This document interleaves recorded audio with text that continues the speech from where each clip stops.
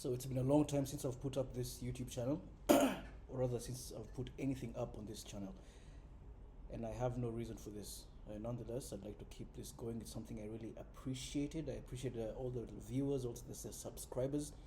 And I do enjoy making some of this content. However, over time, I've actually considered what I should put up on this channel. And something that I'm really passionate about is literature. I enjoy the art of creative writing. And I enjoy reading some books that are rather classics, are considered to be classics. And one of my favorite books is this right here, which is Grapes of Wrath by John Steinbeck. Now, I read this book for the first time in 2021. This was after I had first read East of Eden by the same author. And East of Eden is it's a powerful book. It's an extremely powerful book. And this is just as powerful, if not more so. I love how Steinbeck writes because he has one chapter dedicated to the actual story, where he's talking it's the characters living their lives, going about their days, what's happening that is building the story. And every preceding chapter after, like the story arc, is a chapter dedicated to Steinbeck viewing this world as though he were God, looking down at what is happening, right? He's not just looking at the characters in the story, but this world at large. Why are these things happening to these characters, right? He's building a world for you, letting you observe the world as an eagle soaring high above. Because if you're reading most stories, what most stories tend to do is put you smack dab in the middle of the characters' lives. To give you an example, the story is, a family. The man is abusive, he's hitting his wife, right? Now we can see that the man has hit his wife, right? Why isn't he being arrested? Why isn't the wife reporting this, right? So what Steinbeck does is he will pull back and show you why this wouldn't happen, right? He's giving you an idea of why the world will not respond well to the woman, bringing the law into her life, into the home, the family's private lives, right? So giving you an overview of the world at large. Now, this is done masterfully in East of Eden. Now, I'm going to read you one chapter. Now, the chapter is not about the story, but rather one of those chapters where he's just talking about the world at large. And I want you, dear viewers, subscribers, to tell me what you think about this chapter and what it makes you think of this story. I'm going to go. So this is chapter 19 of East of Eden, and it goes like this. Once, California belonged to Mexico and its land to Mexicans, and a horde of tortured, feverish Americans poured in. And such was their hunger for land that they took the land, stole Sutters' land, Guerrero's land, took the grants and broke them up and growled and quarreled over them, those frantic, hungry men, and they guarded with guns the land they had stolen. They put up houses and barns, they turned the earth and planted crops, and these things were possession, and possession was ownership. The Mexicans were weak and fled. They could not resist because they wanted nothing in the world as frantically as the Americans wanted land. Then, with time, the squatters were no longer squatters, but owners. And their children grew up and had children on the land, and the hunger was gone from them. The feral hunger, the gnawing, tearing hunger for land, for water and earth and the good sky over it, for the green, thrusting grass, for the swelling roots. They had these things so completely that they did not know about them anymore. They had no more stomach-tearing lust for a rich acre and a shining blade to plow it, for seed and a windmill beating its wings in the air. They arose in the dark no more to hear the sleepy birds first chittering and the morning wind around the house while they waited for the first light to go out to the dear acres. These things were not lost, and crops were reckoned in dollars, and land was valued by principal plus interest, and crops were bought and sold before they were planted. Then crop failure, drought, and flood were no longer little deaths within life, but simple losses of money. And all their love was stained with money. and all their fierceness dribbled away in interest until they were no longer farmers at all, but little shopkeepers of crops, little manufacturers who must sell before they can make. Then those farmers who are not good shopkeepers lost their land to good shopkeepers. No matter how clever, how loving a man might be with the earth and growing things, he could not survive if he were not also a good shopkeeper. And as time went on, the businessmen had the farms, and the farms grew larger, but there were few of them. Now farming became industry, and the owners followed Rome. Although they did not know it, they imported slaves, although they don't call them slaves. Chinese, Japanese, Mexicans, Filipinos, they live on rice and beans, the businessmen said. They don't need much. They wouldn't know what to do with good wages. Why? Look how they live. Why? Look what they eat. And if they get funny, deport them. And all the time the farms grew larger and the owners fewer. And there were pitiful few farmers on the land anymore. And the imported serfs were beaten and frightened and starved until some went home again, and some grew fierce and were killed or driven from the country. And the farms grew larger and the owners fewer. And the crops changed. Fruit trees took the place of grain fields, and vegetables to the feed world spread out on the bottoms. Lettuce, cauliflowers, artichokes, potatoes, stoop crops.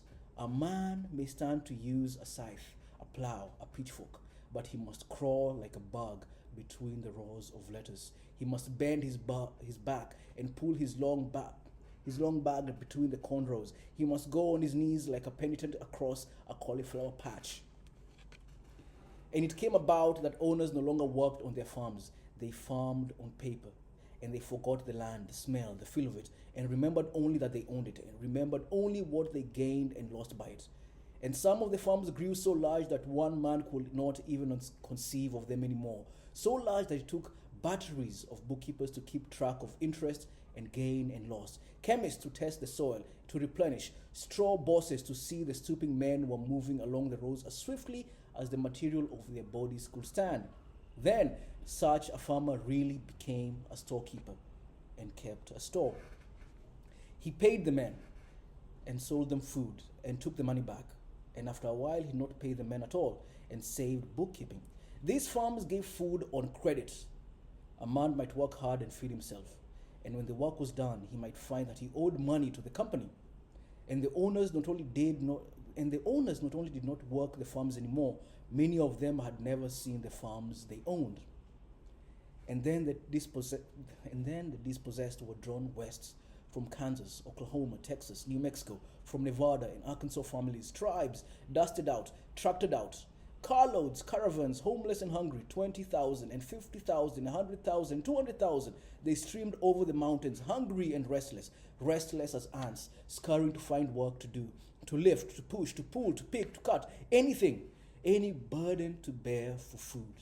The kids are hungry. We got no place to live, like ants scurrying for work, for food, and most of all, for land. We ain't foreign. Seven generations back, Americans, and beyond that, Irish, Scotch, English, German. One of our folks in the Revolution, and they was lots of our folks in the Civil War. Both sides, Americans. They were hungry and they were fierce, and they had hope to find a home, and they found only hatred. Okies. The owners hated them because the owners knew they were soft and the Okies were strong, that they were fed and the Okies hungry. And perhaps the owners had heard from their grandfathers how easy it is to steal land from a soft man if you are fierce and hungry and armed. The owners hated them. And in the towns, the storekeepers hated them because they had no money to spend. There is no shorter path to a storekeeper's contempt, and all his admirations are exactly opposite. The townmen, little bankers, hated Okies because there was nothing to gain from them. They had nothing. And the laboring people hated Okies because a hungry man must work. And if he has to work, the wage payer automatically gives him less for his work, and then no one can get more. and the dispossessed, the migrants, flowed into California, 250,000 and 300,000. Behind them, new tractors were going on the land, and the tenants were being forced off, and new waves on the way. New waves of the dispossessed and the homeless, hardened, intent, and dangerous. And while the Californians wanted many things, accumulation, social success, amusement, luxury, and a curious banking security, the new barbarians wanted only two things: land and food. And to them, the two were one. And whereas the wants of the Californians were nebulous and undefined, the wants of the Okies were beside the roads, lying there to be seen and coveted. The good fields with water to be dug for, the good green fields, earth to crumble experimentally in the land, grass to smell, oaten stalks to chew until the sharp sweetness was in the throat. A man might look at a fallow land and know and see in his mind that his own bending back and his own straining arms will bring the cabbages into the light, and the golden eating corn, the turnips and carrots. And a homeless hungry man driving the roads with his wife beside him and his thin children in the back seat could look at the fallow fields, which might produce food but no profit. And that man could know how a fallow field is a sin, and the unused land a crime against the thin children. And such a man drove along the roads and knew temptation at every field, and knew the last to take these fields and make them grow strength for his children and a little comfort for his wife. The temptation was before him always. The fields goaded him, and the company ditches with good water flowing were a goad to him. And in the south he saw the golden oranges hanging on the trees, the little golden oranges on the dark green trees, and guards with shotguns patrolling the line so a man might not pick an orange for a thin child, oranges to be dumped if the price was low. He drove his old car into a town. He scoured the farms for work. Where can we sleep the night? Well, there is Hooverville on the edge of the river. That's where a whole raft of Okies are. He drove his old car to Hooverville. He never asked again, for there was a Hooverville on the edge of every town. The rag town lay close to water, and the houses were tents and weed-thatched enclosures, paper houses, a great junk pile. The man drove his family in and became a citizen of Hooverville. Always they were called Hooverville. The man put up his own tent as near to water as he could get, or if he had no tent, he went to the city dump and brought back cartons and built a house of corrugated paper. And when the rains came, the house melted and washed away. He settled in Hooverville, and he scoured the countryside for work, and the little money he had went for gasoline to look for work. In the evening, the men gathered and talked together. Squatting on their arms, they talked of the land they had seen. There is 30,000 acres out west of here, laying there. Jesus, what I could do with that, with 5 acres of that. Why, hell, I'd have everything to eat. Notice one thing, there ain't no vegetables, no chickens, no pigs at the farms. They raise one thing, cotton, say, or peaches, or lettuce. Another place will be all chickens. They buy the stuff they could raise in the dooryard. Jesus, what I could do with a couple pigs. Well, it ain't yours, and it ain't gonna be yours. What we're gonna do, the kids can't grow up this way. In the camps, the word will come whispering. There's work at Shafter, and the cars will be loaded in the night. The highway crowded, a gold rush for work.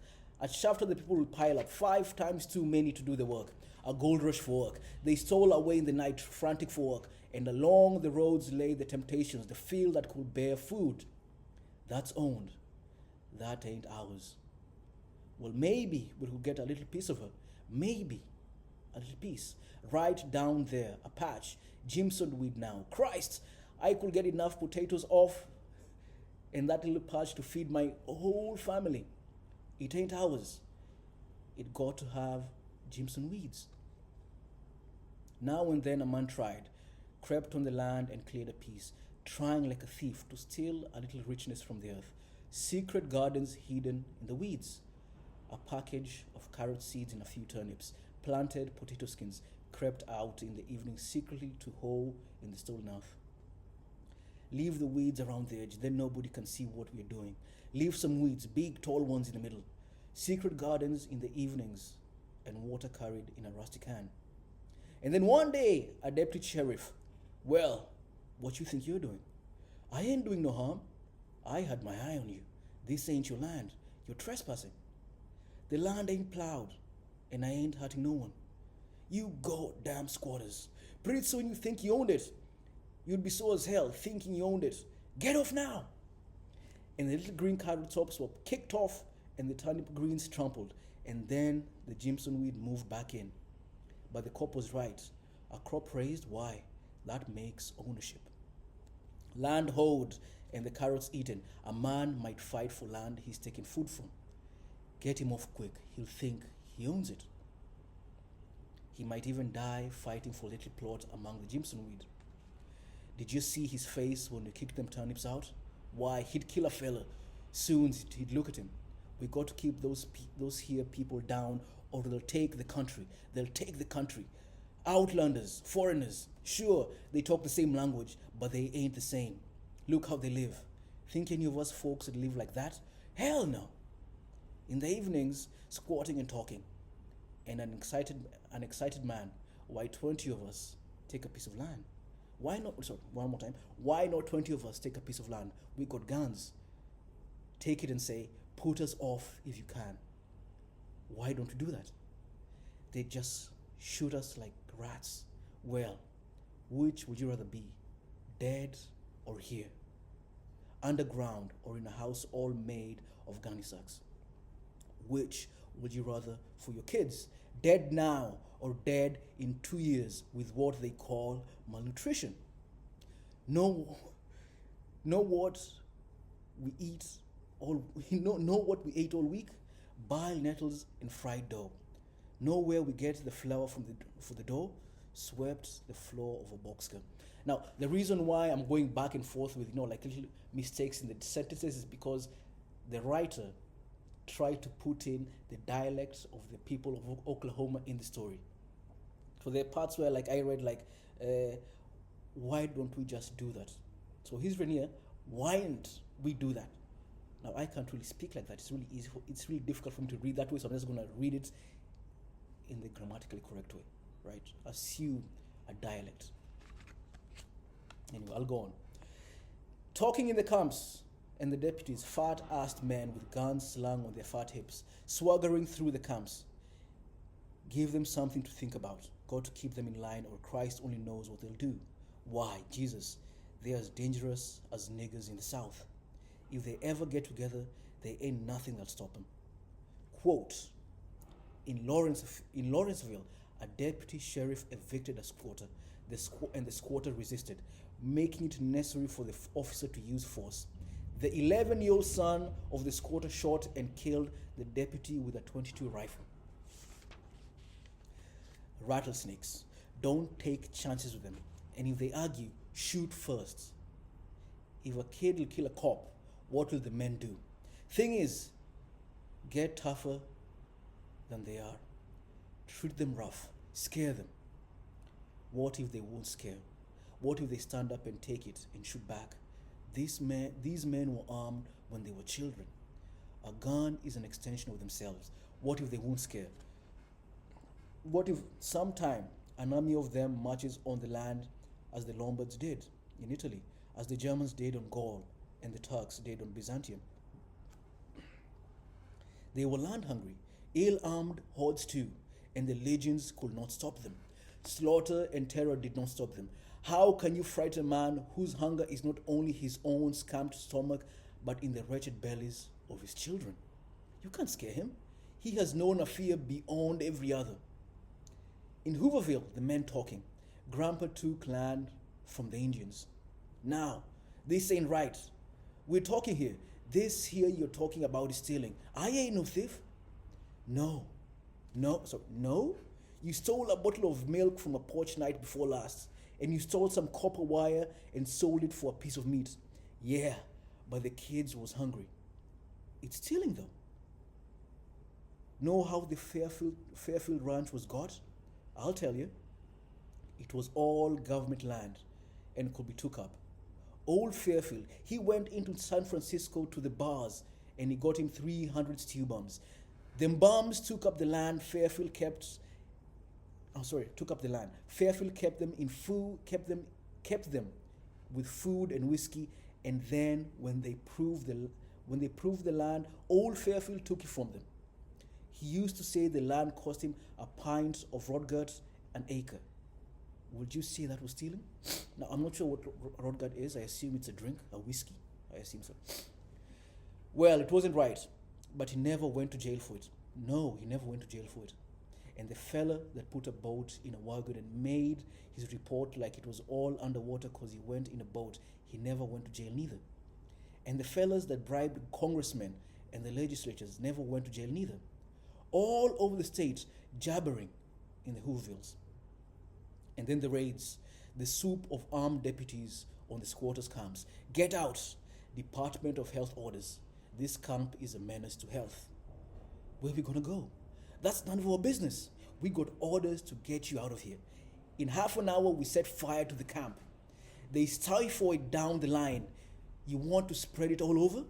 We got orders to get you out of here. Now get! In half an hour, we burned the camp. In half an hour, the smoke of paper houses, the weed-thatched huts rising to the sky, and the people in their cars rolling over the highways looking for another Hooverville. And in Kansas and Arkansas, in Oklahoma and Texas and New Mexico, the tractors moved in and pushed the tenants out. 300,000 in California and more coming. And in California, the roads full of frantic people running like ants to pull, to push, to lift, to work. For every man load to lift, 5 pairs of arms extended to lift it. For every stomach full of food available, 5 mouths open.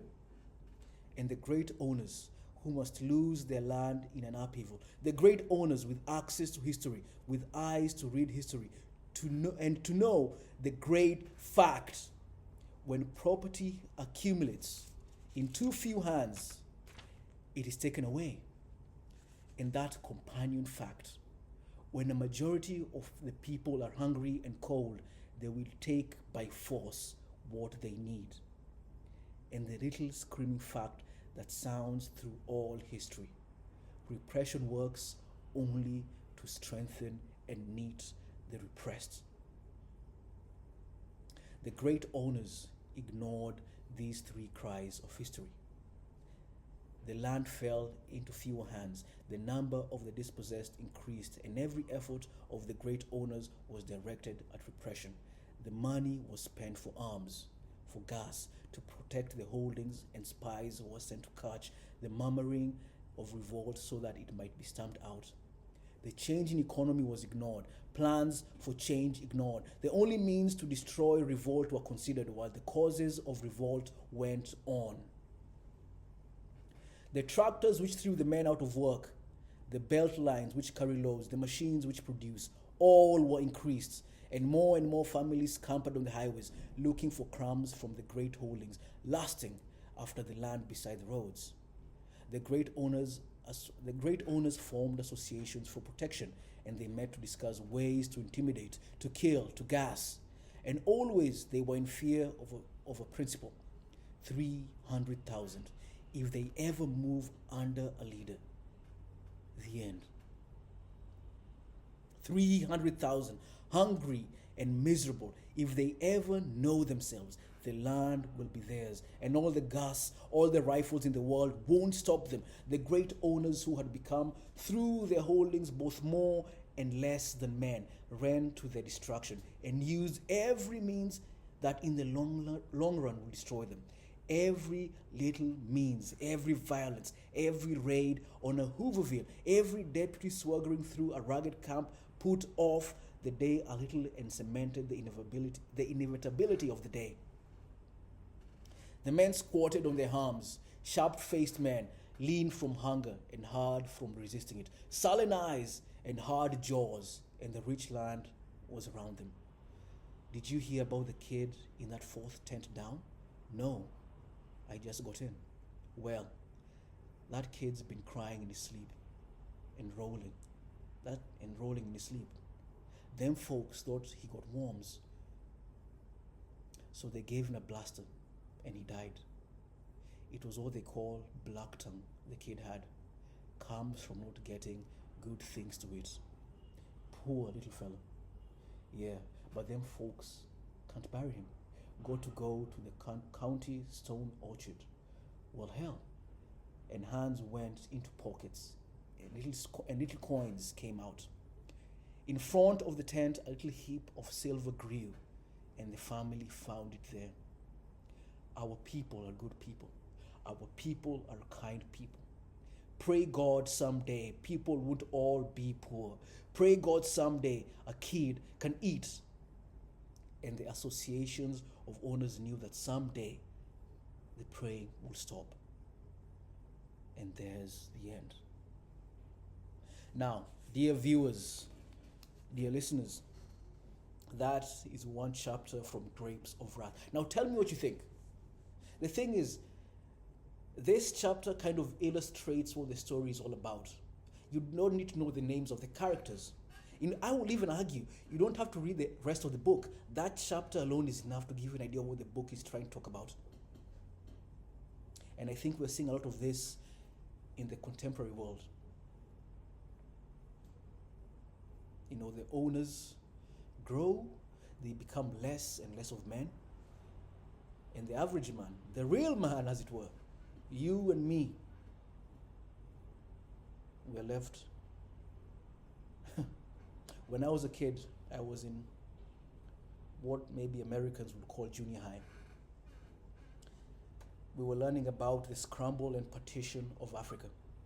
And the teacher, he was a great man. He gave a brilliant example of this. Now, I was in a boarding school, and this was back in Kenya. In boarding schools in Kenya, the kids last after one thing: snacks. I'm talking, your candy, your potato chips, cookies.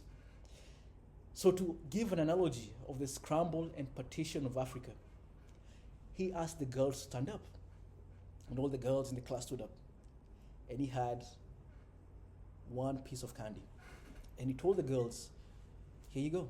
I want someone to have this candy. And the girls just took the candy and started talking amongst themselves who should get the candy. And the girls decided, okay, so Mercy will get the candy. So the teacher asked the boys to stand up. And he said, here, I want someone to have the candy. And the boys just all leaped onto the candy. The boys we were monsters. We started fighting over a piece of candy. And he said, that's it. The boys are scrambling over the candy. And the girls are trying to figure out how to partition the candy. That's basically what happened with Africa. The same is happening in the modern world. The great owners, it doesn't matter what name you put in there, Elon Musk, Bill Gates, it doesn't matter who these people are, right? The great owners are partitioning for everything. While you and I are scrambling for leftovers. This is what this book is talking about, this is my analysis. Thank you very much.